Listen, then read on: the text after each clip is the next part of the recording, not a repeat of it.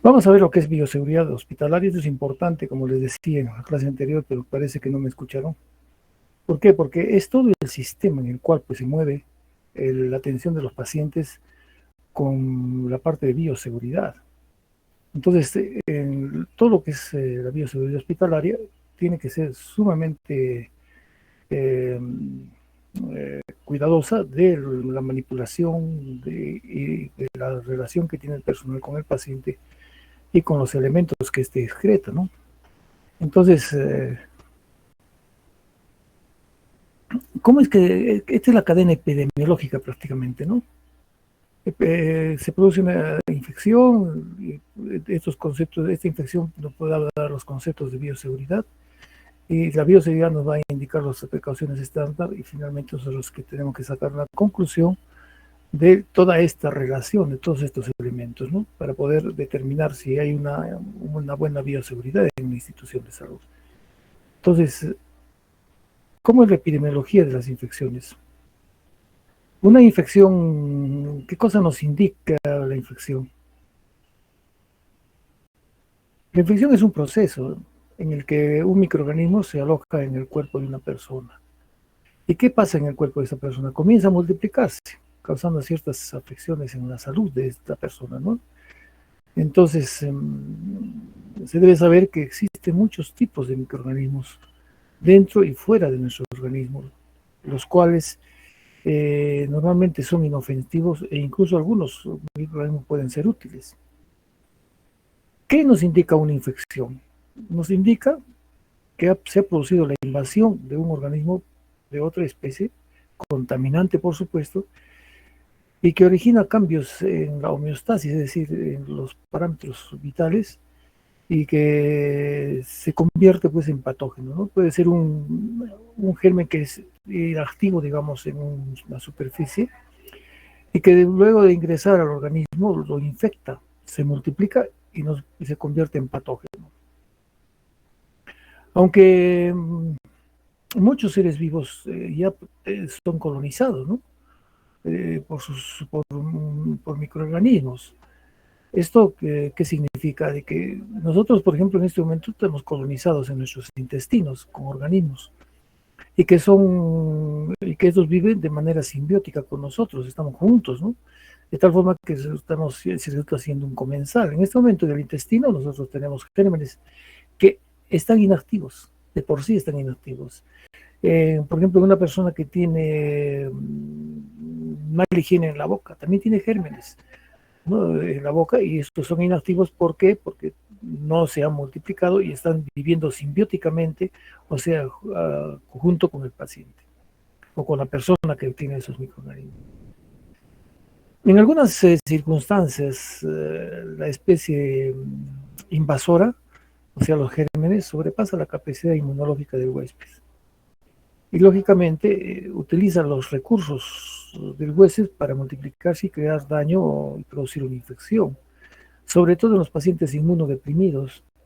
En los pacientes, por ejemplo, que tienen VIH, son inmunodeprimidos, los ancianos que también ya son inmunodeprimidos, en los niños que todavía tienen inmunodepresión, pueden ser colonizados por otros, por gérmenes, ¿no? Que pasan esa capacidad inmunológica y lógicamente van a causar una infección porque se va a multiplicar el germen y va a dar una infección. Entonces, la colonización, ¿qué es la colonización de un ser, de una persona? Es la acción por la que los organismos invaden, se asientan permanentemente en un nuevo nicho biológico, ¿no? Por ejemplo, cuando hablamos nosotros de colonización, nosotros hemos tenido la colonización de los españoles hacia el Perú, se han asentado en este nicho ecológico que es el Perú y se han multiplicado, ¿no? Y han infectado nuestra raza, dando pues un nuevo tipo de personas, ¿no? De diferentes colores y qué sé yo. Entonces, la colonización del hospedero está originada ¿por quién? Por microorganismos. El momento que los microorganismos ingresan hacia el cuerpo humano, o hacia una persona, se convierte el cuerpo humano o la persona se convierte en hospedero. Eh, En algunos casos, esta invasión bacteriana es simbiótica. Se observan presencia de bacterias, pero no se han producido, digamos, colonizaciones que originen enfermedad. Entonces, la presencia de estas bacterias o virus en la superficie del cuerpo es un objeto que no reconoce como infección, sino como contaminación. Entonces, en un principio puede haber una contaminación si es que el germen no se prolifera y produce enfermedad. Entonces, esta contaminación no solamente es en personas, sino también en objetos, ¿no? Y la infección es pues ya la invasión y la multiplicación de agentes patógenos en los tejidos de un organismo en forma aguda, es decir, en forma rápida, producto del cual pues se origina una enfermedad infecciosa que contamina el área de ingreso del germen y después se comienza a diseminar por todo el organismo a través del torrente circulatorio. Por ejemplo, en una amigdalitis, ¿no? Primero se producirá la colonización a nivel de la región amigdaliana, y después de esto, ya por vía hematógena, comienza a difundirse esta infección al sistema generalizado. Y esto va a producir fiebre, malestar, decaimiento. Y si continúa esto, esta colonización puede irse a otros órganos. Puede irse al cerebro, puede irse, digamos, a un hueso y producir una osteomielitis, una infección. Entonces, esa es la infección. Es el proceso por el cual el germen va a ir a colonizar a una persona y produce enfermedad, ¿no? Entonces, la infección intrahospitalaria. ¿Qué cosa significa la infección intrahospitalaria? Es una infección que se adquiere dentro del hospital. Por lo general aparece en pacientes hospitalizados, ¿no? O también puede presentarse en hospederos que no están hospitalizados y pueden ser transmisores pasivos. Este tipo de infección intrahospitalaria es sumamente peligrosa, porque generalmente los gérmenes que están dentro de un hospital son gérmenes que ya tienen un proceso de resistencia a los antibióticos de primera línea y generalmente tienen que utilizarse varios antibióticos de segunda y tercera línea para poderlos combatir. Consecuentemente, estas infecciones hospitalarias nos van a producir ¿qué cosa? Mayor mortalidad. Y lógicamente, al producir, al tener una acción intrahospitalaria, esta pues va a originar también un mayor tiempo de hospitalización. Lógicamente, todo esto va a originar que se empleen mayores recursos, es decir, tanto profesionales como medicamentos y equipos, y lógica, todo esto va a elevar pues el costo de los hospitalizados, ¿no? O el costo hospitalario. Entonces, una infección intrahospitalaria, pues, cuando las personas las adquieren dentro de las instituciones prestadoras de salud, son a través de cualquiera de las vías, ¿no? Que vamos a ver posteriormente, pero que son gérmenes que se encuentran en el paciente o en seres del hospital, eso es importante. Esta infección como es peligrosa, ya hemos dicho, porque los gérmenes hospitalarios son agresivos y son resistentes a los medicamentos de primera línea. Y lógicamente los microorganismos que la producen pueden ser traídos de fuera o generarse dentro del mismo centro de salud. Generalmente se generan dentro del centro de salud. La Organización Mundial de la Salud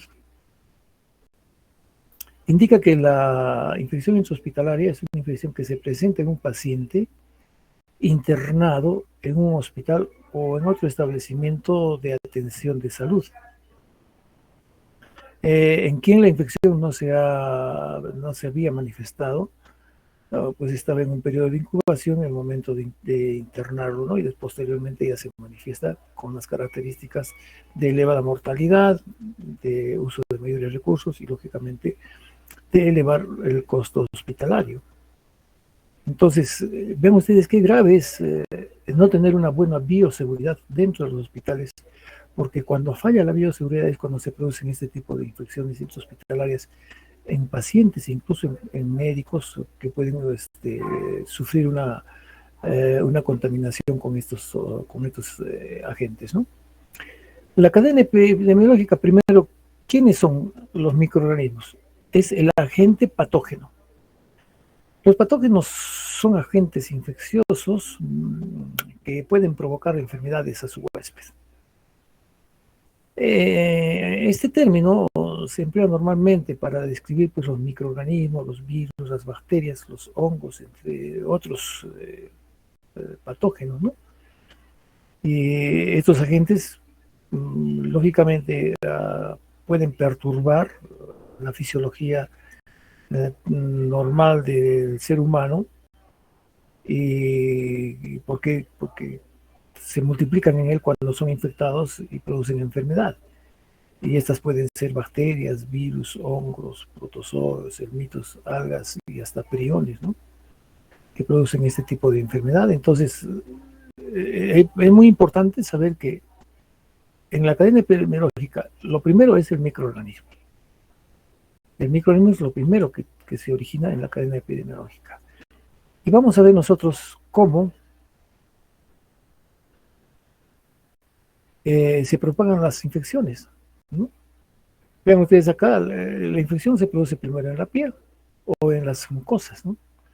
Puede ser en la piel, faringe, pulmón, intestinos, vías urinarias, en fin.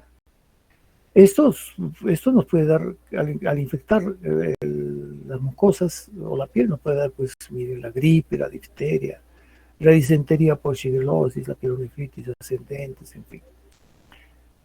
De esta área donde se ha introducido la infección, inmediatamente el germen va a pasar al sistema linfático y al vaso linfático para, por el sistema linfático, llegar a la sangre y difundirse, miren ustedes, a todo el organismo, ¿no? Por ejemplo, vamos a poner que esta infección es una infección faríngea, una faringitis. La faringitis, por ejemplo, miren ustedes, va a infectar primero la zona faringea, la mucosa faringea, de ahí va a pasar a los ganglios linfáticos, pueden producir hasta infartación, es decir, pueden producir crecimiento de los ganglios linfáticos de la región faríngea. Se considera como un ganglio linfático a las amígdalas. Entonces, de esta parte, lógicamente que de esta parte de las amígdalas pasan, como que consideramos este ganglio linfático, y va a pasar a la sangre y se va a producir toda esa secuencia que tenemos cuando uno tiene una amigdalitis, ¿no? La fiebre, el dolor de cabeza, el malestar general, esos temblores que se presentan. Entonces, esto significa de que esto ha invadido el torrente circulatorio y se está diseminando en todo el sistema. ¿Ven ustedes?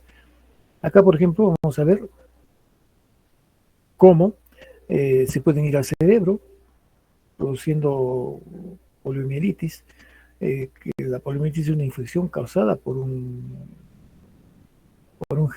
género de enterovirus conocido como poliovirus. Este grupo de virus ARN refieren, generalmente están en el tracto digestivo, al cual lo infectan y causan pues enfermedad en los seres humanos, ¿no? Y después van a producir alteraciones en el sistema nervioso periférico. Bien, entonces miren ustedes también, ven ustedes cómo la varicela y el pián van a ir a atacar la piel. El sarampión, increíblemente, ataca primero la región de las mucosas, ¿no? Se ponen rojas las mucosas, y posteriormente van a ir hasta la piel, y miren ustedes, y van a originar también una congestión pulmonar. Cuando llegan al riñón, van a producir nefritis hematógenas, es decir, nefritis descendentes, ¿no? Que van a llegar al riñón a través del torrente sanguíneo. Las glándulas salivares, la parotiditis y, en fin, las hepatitis causadas por el germen de la hepatitis B y de la hepatitis C van a producir la hepatitis en el hígado. Entonces, el peligro de la producción de este proceso infeccioso es ¿cuál? De que si se disemine a nivel generalizado, lógicamente va a producir mayor enfermedad, ¿no? Van a poder ver complicaciones en diferentes órganos del sistema digestivo, del sistema respiratorio, digestivo, en fin. Entonces, vamos a ver pues que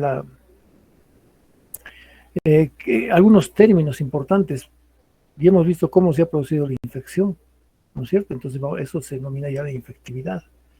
Entonces, la infectividad está determinada por la capacidad que tienen los gérmenes de ingresar al hospedero o al huésped y además de multiplicarse. No, por ejemplo, cuando nosotros decimos, ahora que hemos tenido la pandemia, decimos la carga biológica es mayor en áreas donde hay concentración de personas, sí. Entonces la carga viral es mayor y lógicamente al ser mayor va a tener una mayor infectividad. En el caso de las nuevas cepas de coronavirus, estamos viendo que tiene mayor infectividad, o sea, están produciendo, ingresan al cuerpo y se multiplican más rápido, ¿no?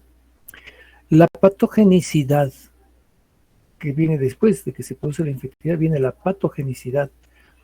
Este término nos indica que el germen tiene capacidad de producir enfermedad, patogenicidad es enfermedad, ¿no? Entonces el germen va a producir patogenicidad que es como siendo pues la capacidad de producir enfermedad. La virulencia. ¿De qué trata la virulencia? La virulencia es el grado de severidad con la que puede producirse la enfermedad. Entonces, un germen es un poco virulento, no produce una gran enfermedad, pero si tiene una gran virulencia, es muy virulento, va a producir la enfermedad. Luego tenemos de que el poder antigénico, esto ya corresponde al germen, perdón, corresponde al huésped. ¿Cuál es la capacidad del huésped para poder producir anticuerpos, o sea, antígenos contra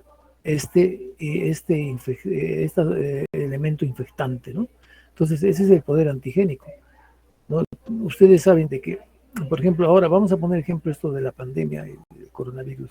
Hay personas que se han infectado con el virus y que no han hecho la enfermedad. ¿Y por qué? Porque tiene un gran poder antigénico, es decir, han ingresado el germen virulento, o bien ha sido un germen que tenía poca carga viral, o bien ha sido un germen que, siendo muy virulento, ha ingresado a un hospedero o a una persona que tiene un gran poder antigénico. Entonces, esto nos hace ver de que frente a la virulencia de los gérmenes que ingresan al organismo, el organismo tiene la capacidad de reaccionar y formar anticuerpos contra este germen. Y finalmente, cuando este poder antigénico falla, entonces, ¿qué se sucede? La letalidad. Esta letalidad es la capacidad de producir la mortalidad en el huésped, ¿no? Entonces, cuando falla el poder antigénico, o es baja la capacidad antigénica, entonces la respuesta, ¿qué cosa va a ser? De que el germen va a seguir reproduciéndose y lo va a llevar al paciente a la muerte. Entonces la letalidad es la capacidad que tiene el germen de producir la mortalidad en el huésped. Por ejemplo, en los primeros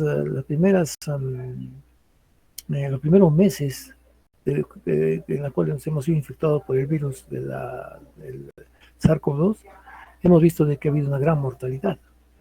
¿Por qué? Porque este germen ingresaba a pacientes que no tenían ninguna relación con él y su poder antigénico era bajo en estas personas. Hemos visto que tenía una patogenicidad mayor, sobre todo en las personas ancianas, obesas, o que tenían una patología adquirida, ¿no? Entonces, ese es el poder virulento del germen en personas que tienen poca capacidad antigénica. Cuando se vence la capacidad de provocar respuesta al germen, entonces se produce la letalidad, ¿no? Se produce la letalidad. Un segundito, por favor. No hablen tan fuerte que no nos dejan trabajar. César, muy fuerte están hablando. Un momentito, por favor.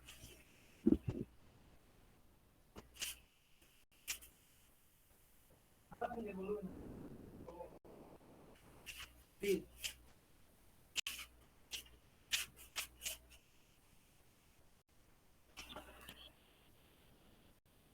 Bien, entonces, No se olviden de esto, esto es importante, ¿no? La infectividad que va a producir la patogenicidad, la virulencia que puede ser mayor en algunos casos y su poder antigénico. Es decir, la respuesta hacia esta virulencia puede ser en algunos casos mayor y otros casos menor. Cuando el poder antigénico es menor, pues se va a producir la muerte del paciente.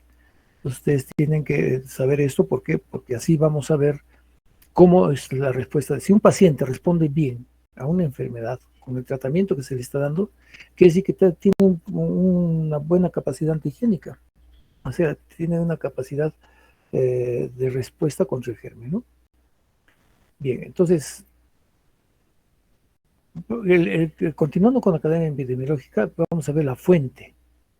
¿De dónde es que se origina el germen? ¿Dónde se encuentra el germen?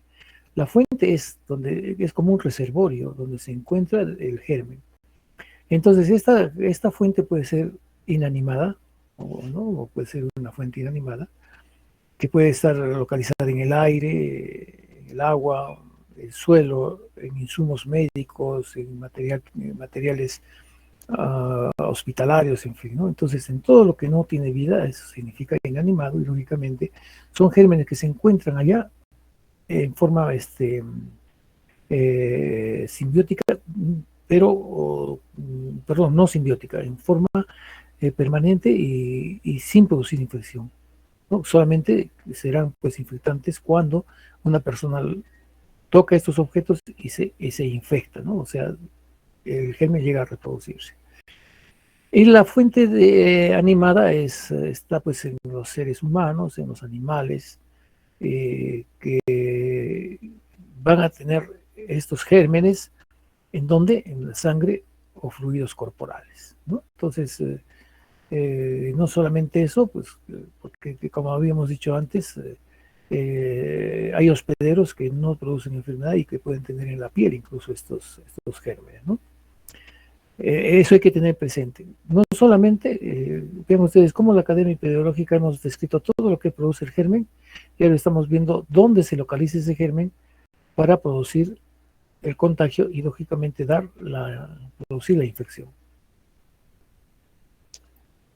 Acá tenemos parte de la fuente de infección. Vean ustedes, la fuente de infección puede ser la ropa del paciente, las cánulas nasales que utiliza el paciente, las manos del paciente, ¿no? Que pueden estar contaminadas. Y también, miren ustedes, por ejemplo, acá, un objeto inanimado como es un velador, ¿no? Una mesa velador de hospitalización también puede estar contaminado porque los contaminantes del germen se han transmitido a esta zona debido a que ha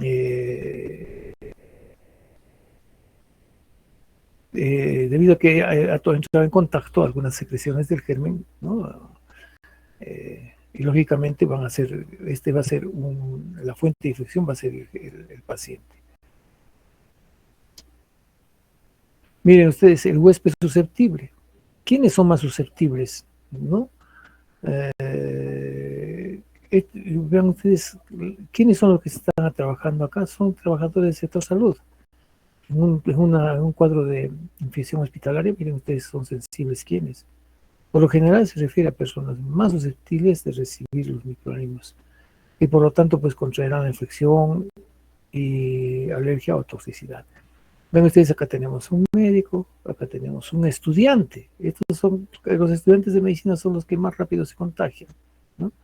Luego tenemos acá una enfermera, ¿no? Y acá un personal de laboratorio. Entonces vean ustedes, todos ellos son susceptibles a contagiarse. Es decir, son susceptibles a contagiar todo lo que está en relación con el paciente o con los objetos inanimados que el paciente utilizaba. Consecuentemente, ustedes siempre deben tener en mente de que deben utilizar la mascarilla, deben utilizar guantes para hacer todos los procedimientos y sobre todo la ropa que tienen dentro del hospital no deben de utilizarla para ir a su casa o salir a pasear. Yo he visto ahora que estamos en una pandemia tan terrible como la que desde SARS-CoV-2, he visto pues de que hay médicos y enfermeras que no, qué bonitas se las ve en la calle con su uniforme, pero están llevando todos los gérmenes pues a su casa y también están llevando los gérmenes a los lugares donde ellos van a ir a posesionarse, ¿no? Entonces, es importante que la ropa no, de los hospitales no se la lleve pues, a su casa. Por eso tienen una lavandería.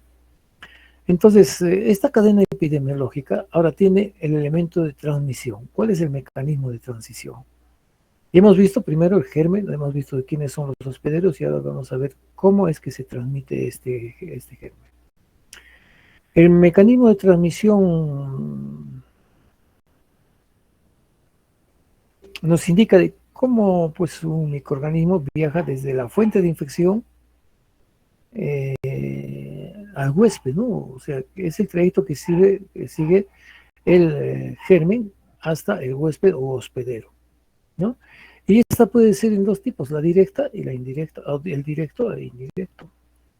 La directa es cuando los microorganismos pasan directamente desde la fuente de infección, el individuo infectado en este caso, hasta el huésped susceptible, ya que entre el paciente infectado y el huésped pues tienen un contacto físico real.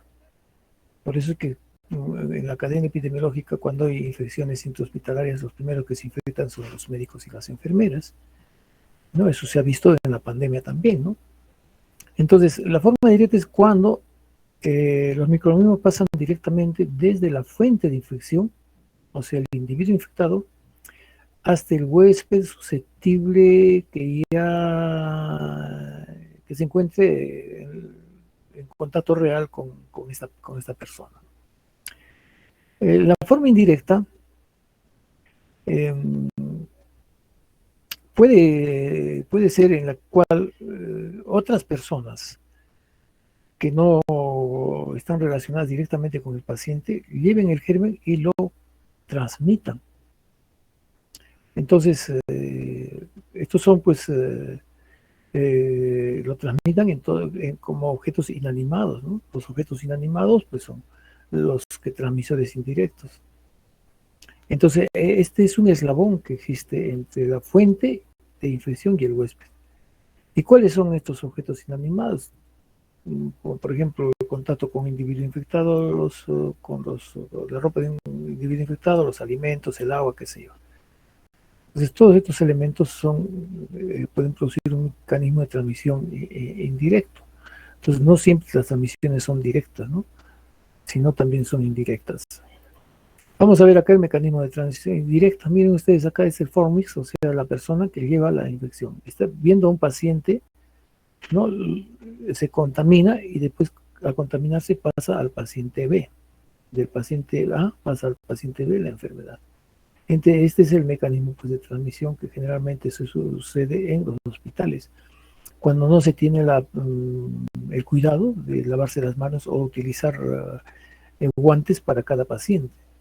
Eso lo van a ver ustedes en nuestro hospital. Felizmente Dios creo que es peruano, porque no hay estas transmisiones intrahospitalarias con frecuencia. Van a ver cómo el médico o la enfermera a veces no utilizan ni siquiera guantes para atender a un paciente. Cada paciente debe tener sus guantes para ser atendido. Creo que la pandemia esta nos está dejando un marco de experiencia y de normas que nosotros debemos continuar para poder evitar este tipo de infecciones, ¿no? Entonces, no se olviden ustedes de que para atender a los pacientes siempre deben de tener, ¿qué cosa? Siempre deben tener guantes a la mano. Ustedes llévense sus guantes si no quieren enfermarse o quieren que se enferme alguien en la casa. Entonces, para que ustedes no sean transmisores, tienen que tener sus guantes, tienen que tener su jaboncillo o su jabón líquido, y lavarse bien las manos, si es posible también utilizar mascarilla para evitar las infecciones, ¿no? Luego, vean ustedes por dónde son las vías de salida. Pueden ser por las vías, por las mucosas, oral, puede ser rectal, urinaria, ¿no? Es la vía de salida. Entonces, este es cuando un microorganismo sale de la fuente de infección. O pueden ser estas también, pues heridas, a través de secreciones,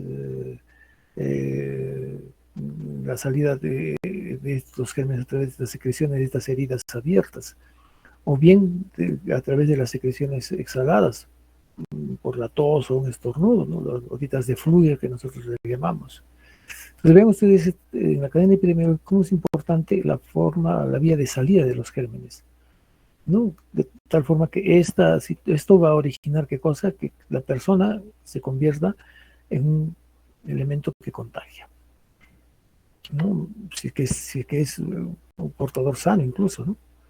Puede, con las gotitas de fluido, las microgotitas pueden ingresar hacia la cavidad nasal o hacia los ojos, solamente con un estornudo.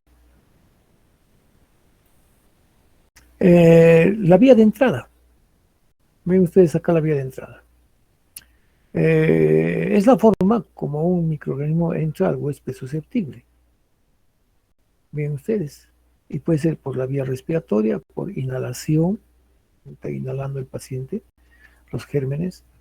Puede ser la vía conjuntival, que las gotitas ingresaron hasta la conjuntiva.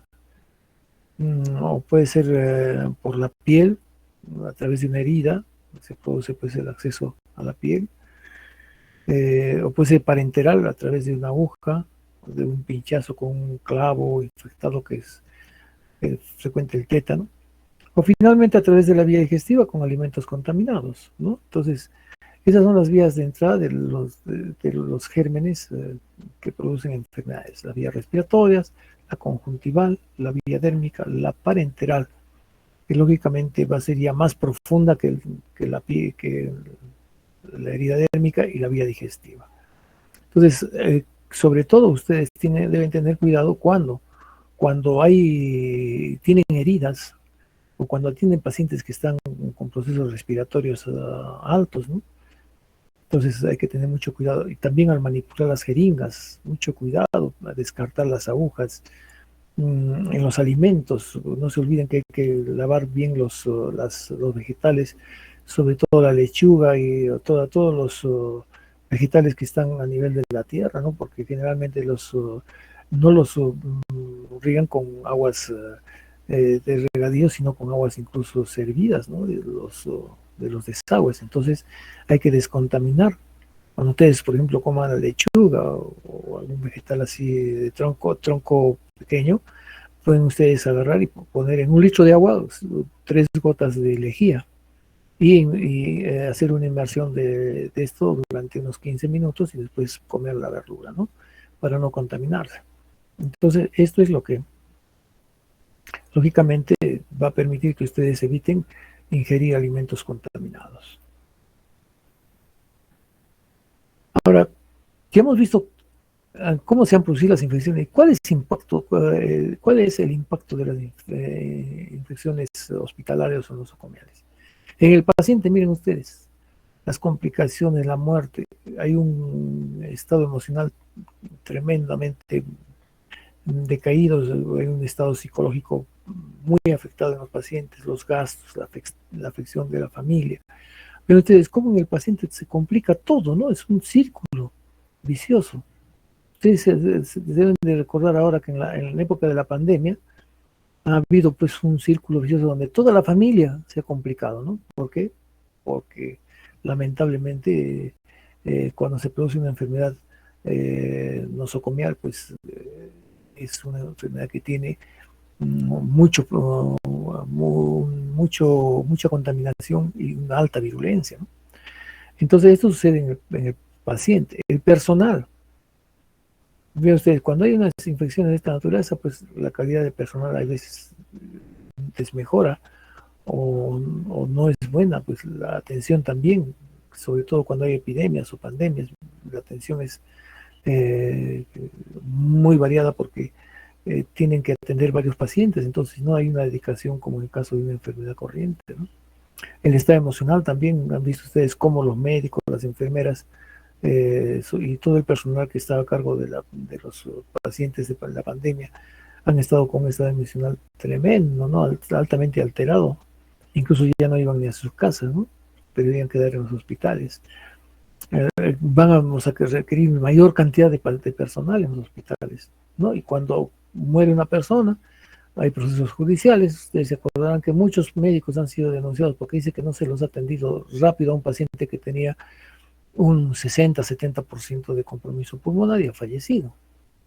Entonces, vean ustedes cómo pueden todo este impacto de las infecciones nosocomiales llevar hasta procesos judiciales, ¿no? Entre los familiares y los médicos o personal del hospital.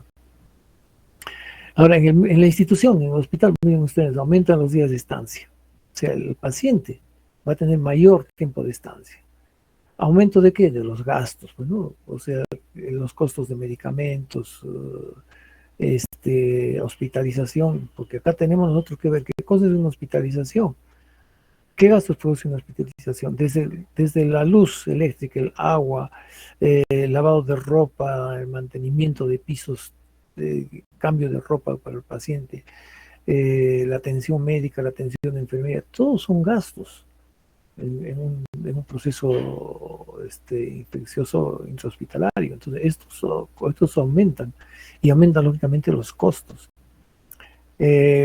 Cuestionamiento de la calidad de atención. También cuando hay una epidemia, pues todos dicen, bueno, no nos atienden mal, pero ¿por qué? Porque nunca piensa el familiar o el paciente de que el profesional está atendiendo a muchísimos pacientes, entonces ya no puede dedicarse como se dedicaba solamente a la atención de un paciente, ¿no?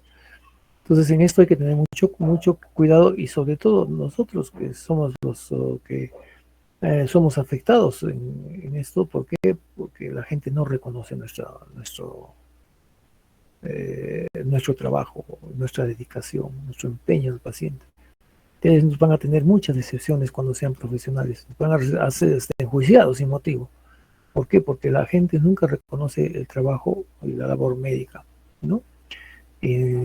Tantos años estudiando, tanto sacrificio, después uno sale, sucede de que un paciente muere porque tuvo que morir, porque la infección, cuando hablamos de infección, porque la virulencia del germen fue tremenda y el hombre no tenía, ahora el paciente no tenía un nivel de antigénico, entonces de respuesta antigénica, entonces lógicamente va a morir. Y dicen, no, se ha muerto porque el médico no lo ha atendido, ¿no? Es lo común. Y hay juicio, pues, y para eso se prestan los abogados. Yo los llamo los abogánsters, porque ellos quieren de todas maneras sacar dinero sin hacer un análisis adecuado de lo que ha sucedido con el paciente. Entonces, ustedes van a tener muchas decepciones, así también como van a tener alegría, ¿no? Entonces, esto es el impacto de las infecciones intrahospitalarias o nosocomiales, que también se llama. Ahora, a ver,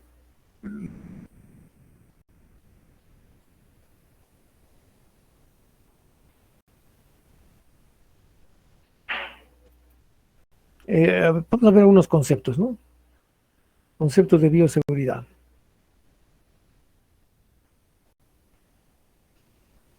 ¿A qué se denomina bioseguridad?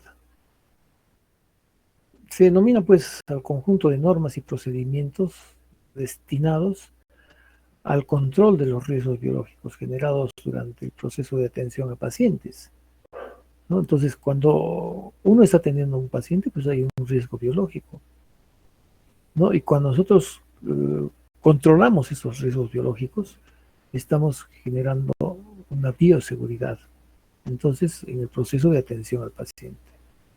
De manera extendida, este término se emplea también para definir las normas relacionadas con el comportamiento preventivo del personal a la exposición de riesgos biológicos, químicos, físicos y otros. Esto pues relacionados a su propia actividad, así como también la exposición de estos gérmenes a pacientes y familiares, ¿no? Entonces, ¿en quiénes se emplea este término? Este término se emplea en los pacientes, familiares y en el médico, ¿no? Ese término de bioseguridad, que se aplica también a las áreas hospitalarias donde se está realizando el procedimiento. Entonces, vamos a ver que los principios de bioseguridad están determinados por lo siguiente. Y hemos visto esto ya en la clase anterior, la universalidad, el uso de barreras y los medios de eliminación de material contaminado. Entonces ya nosotros hemos visto esto en la clase anterior. La universalidad es para todos. El uso de barreras son todos los elementos que evitan que nos contagiemos y los medios de eliminación del material contaminado es como nosotros, todos estos elementos que estamos utilizando deben ser tratados adecuadamente para eliminarlos, ¿no? De tal forma de que debemos tener medidas que combinan las precauciones para el manejo de diferentes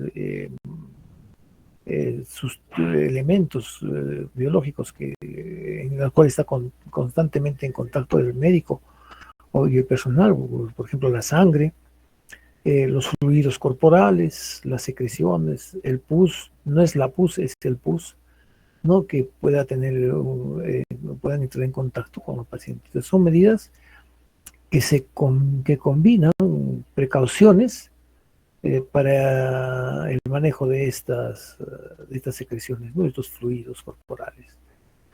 ¿En dónde se deben aplicar estas medidas?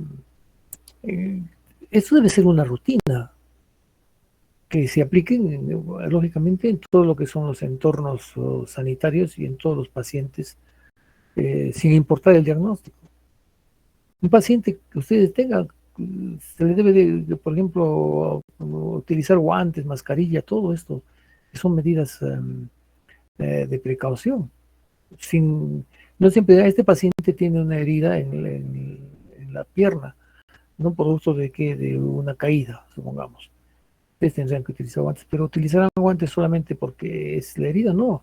El paciente también puede tener otras infecciones que no están en ese momento presentes, pero que puede ser portador de otras enfermedades. Entonces, esto se debe de aplicar como rutina en todos los entornos sanitarios.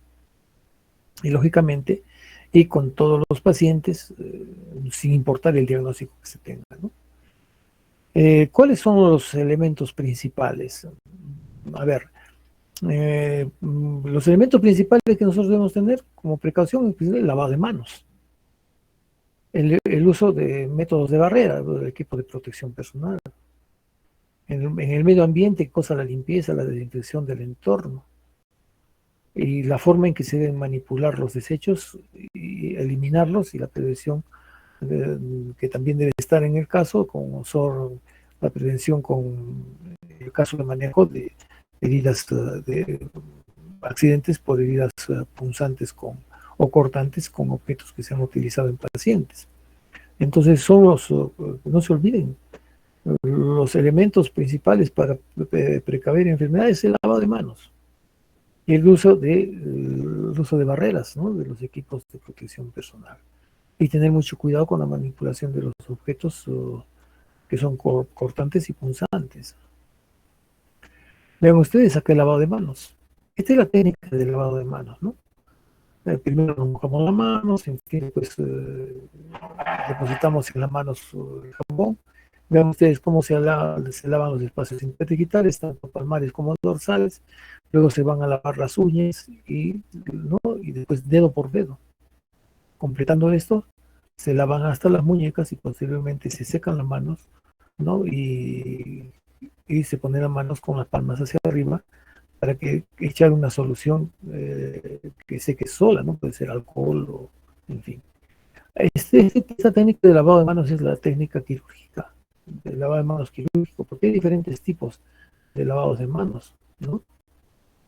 Entonces, esa es la técnica de lavado de manos, es importante en todo nuestro entorno.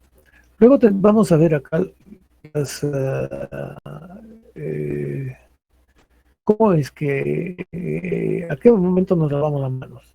Antes de entrar al paciente, antes de ver al paciente, antes de hacer las tareas sépticas, después de contacto con fluidos corporales, después de entrar en contacto con el paciente y después de entrar en contacto con el entorno del paciente.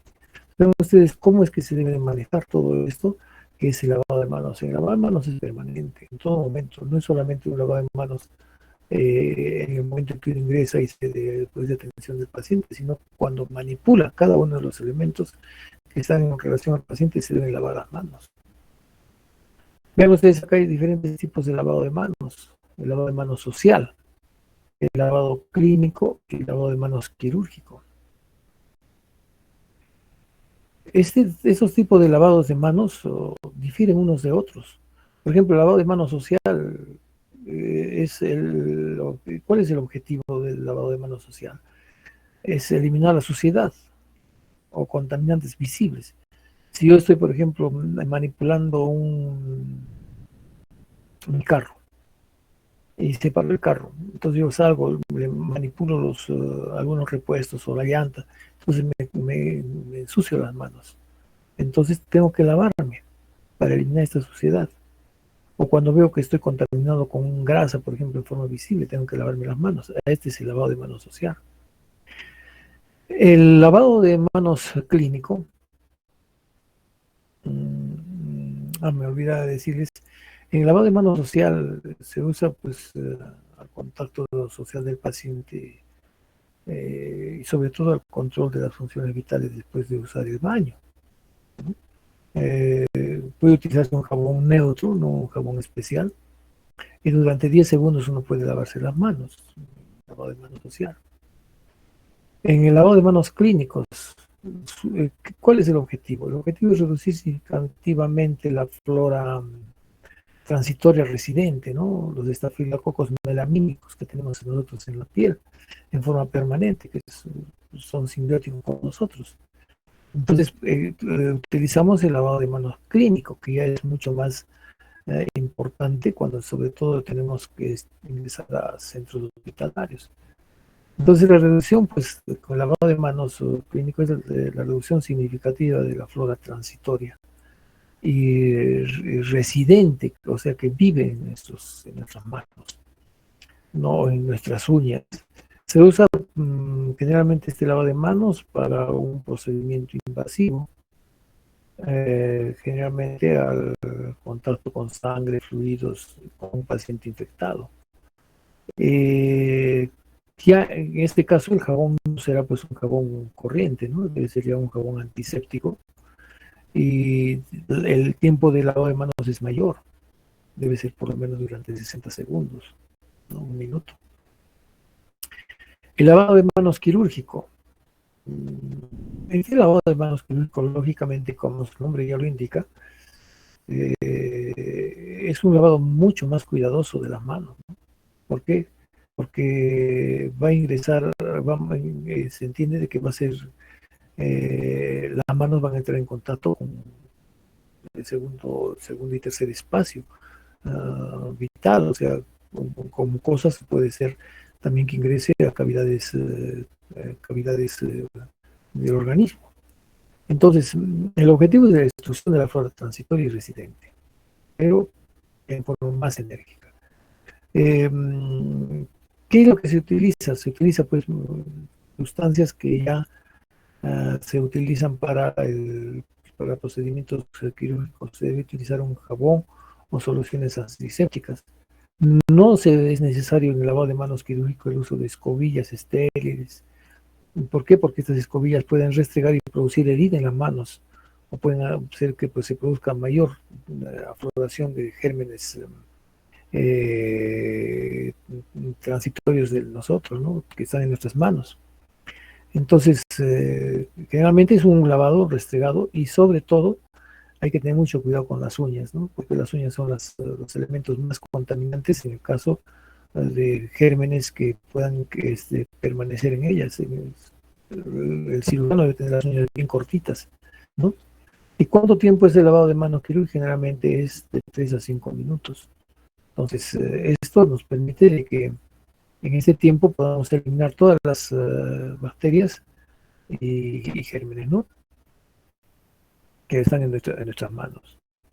Ven ustedes acá al lavado de manos quirúrgico, se pone el agua, la palma de las manos, un restregado primero de las palmas, hasta que salga espuma. El jabón, vean ustedes, por la parte delantera y trasera de ambas manos, o sea, por el dorso, los espacios interdigitales, los nudillos, cada espacio interdigital, la punta de los dedos en la palma de la mano para restregar los espacios entre las uñas y los dedos, Después se hace un enjuague bien y posteriormente un secado. Esto se debe repetir cada minuto. Durante un minuto se hace todo este procedimiento y se repite hasta que al final, después de 3 lavadas o 4 lavadas, se debe de secar la mano con un papel con papel estéril, ¿no? Esto es importante porque así evitamos generar mayor procesos infecciosos en los pacientes. ¿Cuándo nos lavamos las manos? Primero, las manos están visiblemente sucias para lavarse las manos con agua y jabón. Si las manos no están visiblemente sucias, puede usarse pues los preparados en base alcohólica, alcohol gel, por ejemplo, como estamos haciéndolo ahora, ¿no? En la época de pandemia. Estos preparados en gel generalmente tienen una actividad efectiva contra el virus, hongos y bacterias gram positivas y negativas. No son efectivos en bacterias con esporas. En los gérmenes, el gel, ¿por qué es que se utiliza el alcohol en gel? Porque tiene una concentración al 70% y permanece mayor tiempo en gel, permanece mayor tiempo en la superficie de las manos. Entonces, ese tiempo de permanencia es el que nos evita de que nosotros podamos contagiar o contagiarnos. ¿Por qué? Porque hay mayor tiempo de permanencia del antiséptico, mayor efectividad de su acción.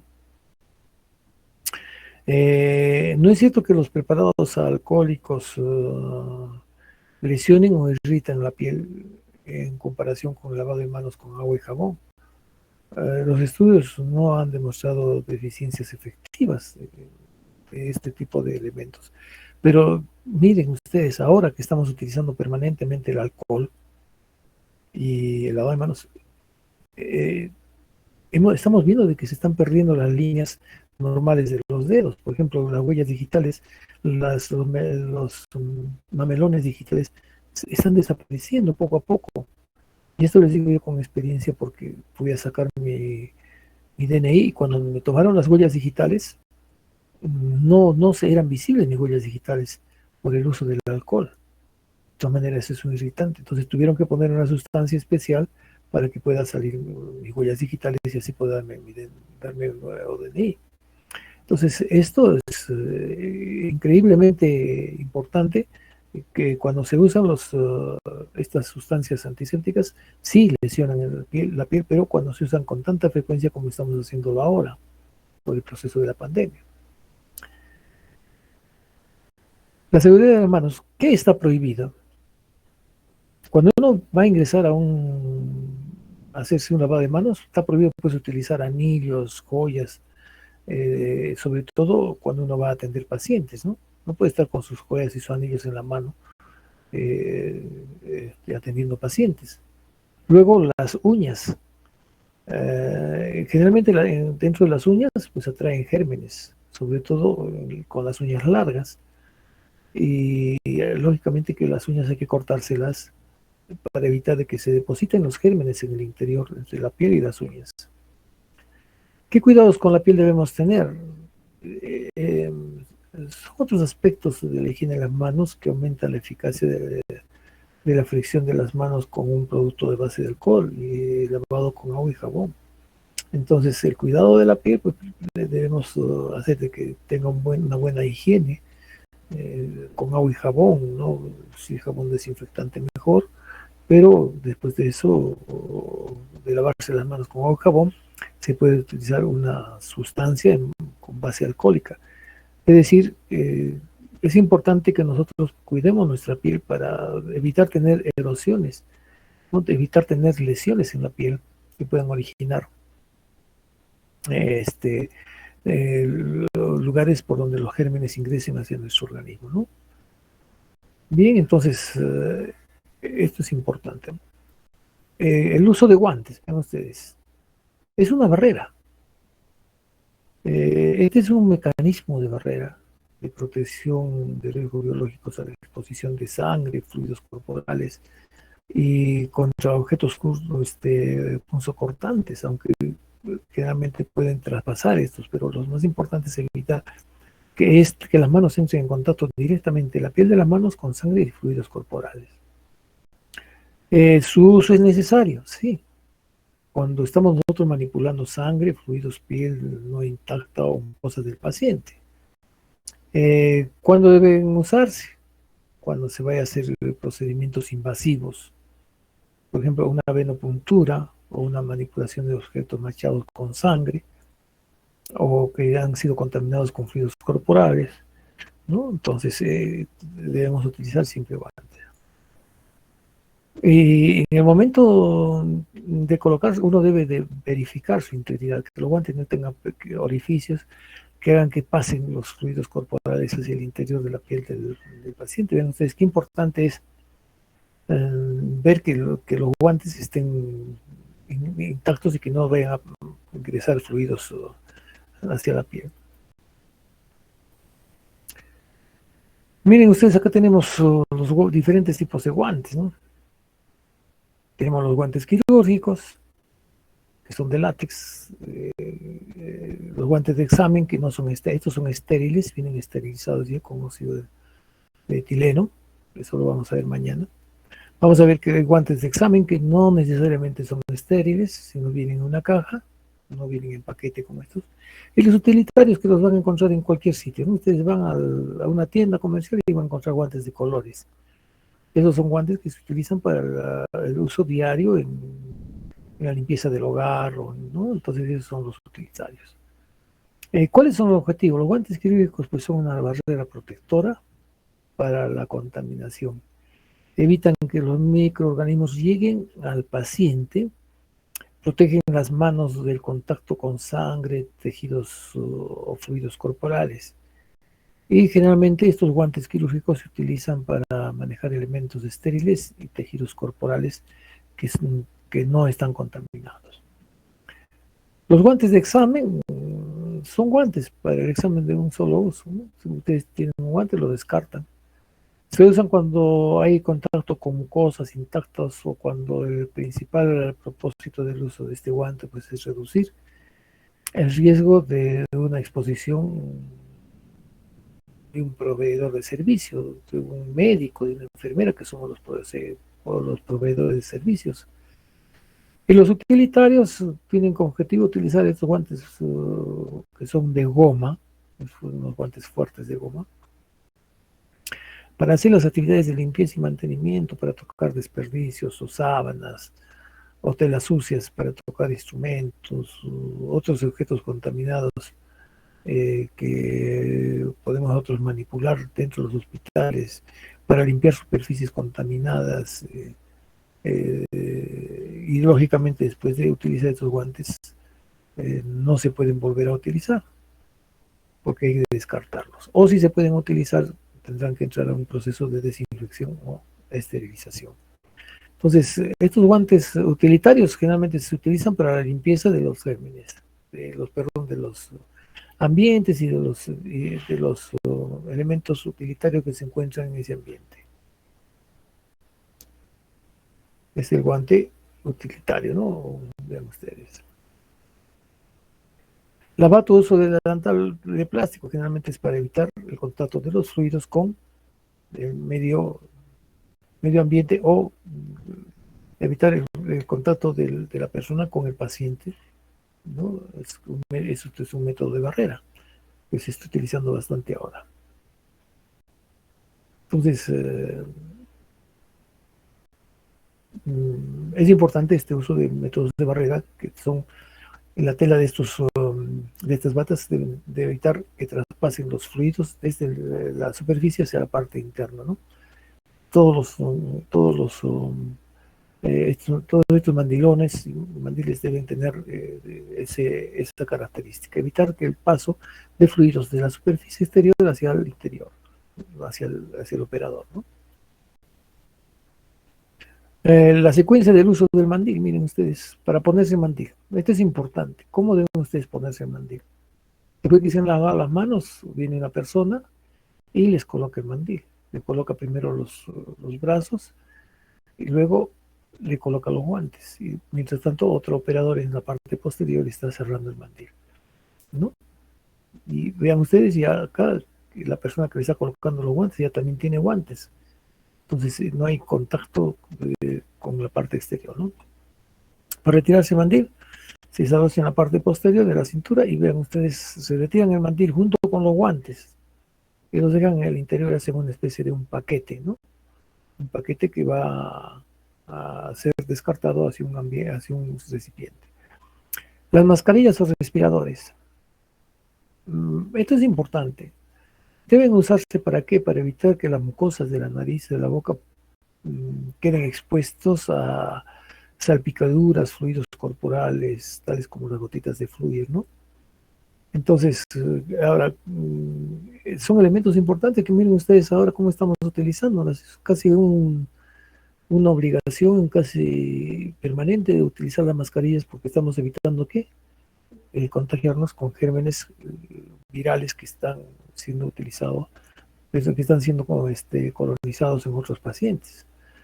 Ahora, vean ustedes, vean acá tenemos una mascarilla, la N95, la KN95, que es una de las mejores, que tienen seguridad, ¿no? En la bioseguridad que están indicadas por la Organización Mundial de la Salud. ¿Cómo se debe de elegir una mascarilla? Existen mascarillas médicas y los respiradores. La elección depende del grado de riesgo que ustedes van a enfrentar, o sea, de la calidad del paciente. Pero es necesario que siempre estén protegidos. Ustedes acá tenemos mascarillas de protección fuertes, las N95. Acá tenemos las FFP1 que son para la suspensión de partículas. Miren ustedes, virus, polvo. Generalmente todas esas tienen una buena relación con el polvo. Las mascarillas, las que son más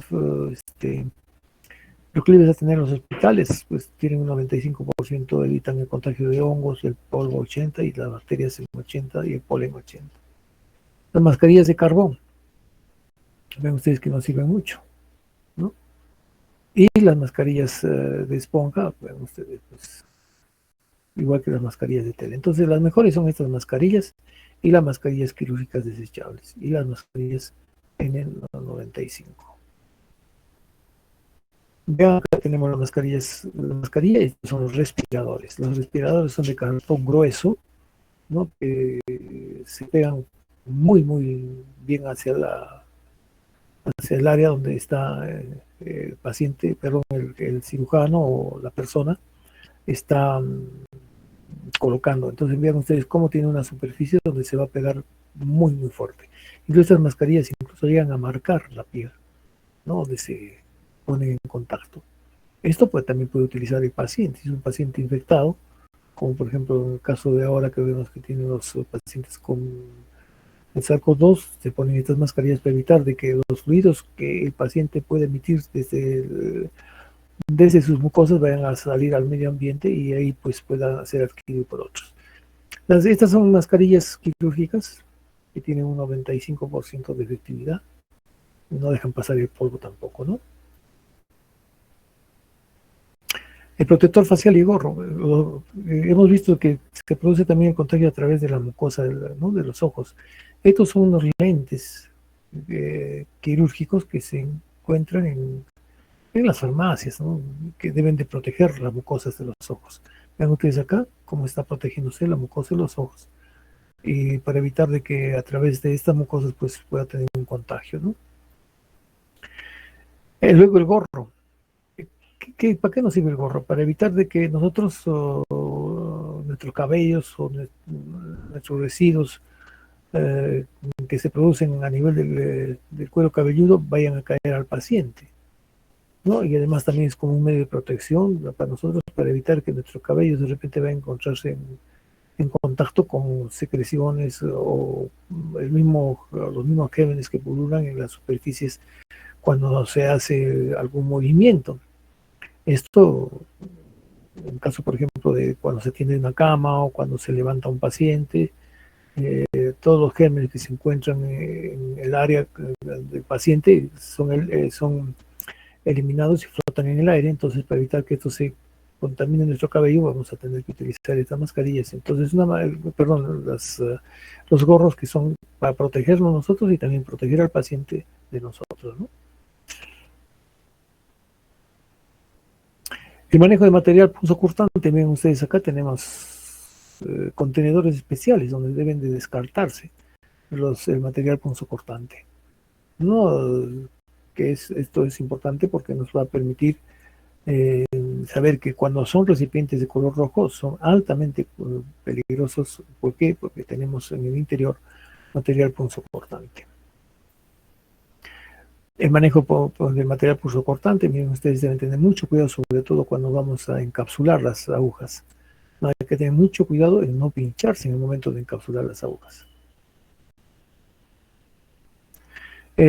Para la ropa sucia, ven ustedes, el color verde es para la ropa discretamente contaminada, generalmente la que sale de ambientes no contaminados, y las amarillas que son ya ropa que son altamente contaminadas.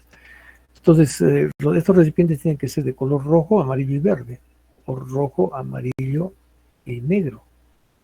Entonces, pero siempre deben tener tapas herméticas. Vean ustedes acá con sus tapas herméticas.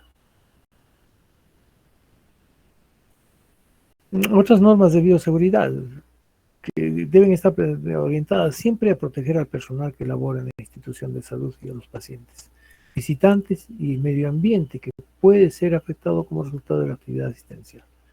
Entonces, todas estas son las condiciones que deben de tenerse para evitar la contaminación de los pacientes, ¿no? Muy bien, creo que hemos avanzado esta clase que había quedado pendiente del día de ayer.